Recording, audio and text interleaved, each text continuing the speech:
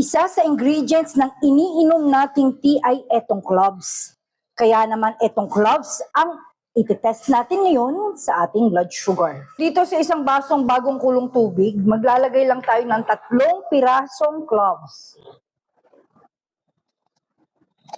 Takpan lang natin siya for 15 minutes. Maganda raw ang cloves sa mga diabetic dahil nakakatulong daw siyang makapagpababa ng asukal sa dugo.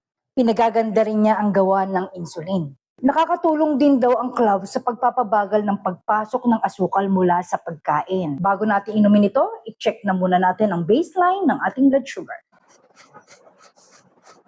120 as of 12:59 p.m. Inumin lang muna natin to and then babalik tayo makalipas ng 1 oras para makita natin kung ano ang gagawin ng cloves sa ating blood sugar.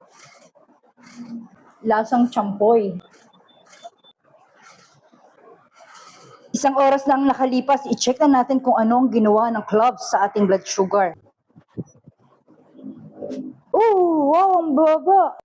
89 as of 2:26 p.m. Legit na maganda ang cloves sa ating blood sugar. Alam nyo bang malaki rin ang antioxidant nito na siyang tumutulong na makaiwas tayo sa iba't ibang klaseng sakit? Maganda rin siya para sa puso at ugat.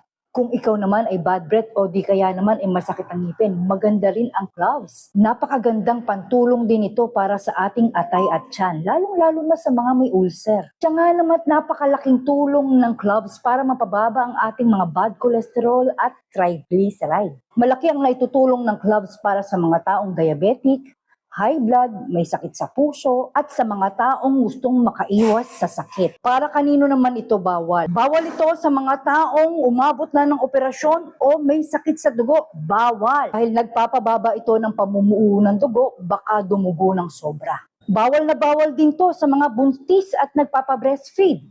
Para naman sa mga diabetic na gaya ko, bawal na bawal siyang isabay sa gamot, baka sumobra ang pagbaba ng ating blood sugar at ma-hypoglycemia tayo. Para naman sa mga taong may sakit sa atay at tiyan, huwag damihan dahil matapang ang cloves. Paano naman natin siya gagawin at iinumin?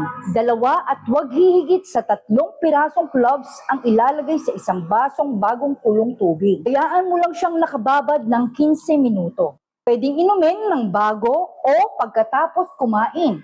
Basta't 1 baso lang tayo sa 1 araw. Pwedeng inumin ng mainit, pwedeng inumin ng malamig. Lagi lamang tandaan na ang cloves o ang kahit na anong herbal ay hindi siya pamalit sa gamot. Ito ay pantulong lang para sa ating health.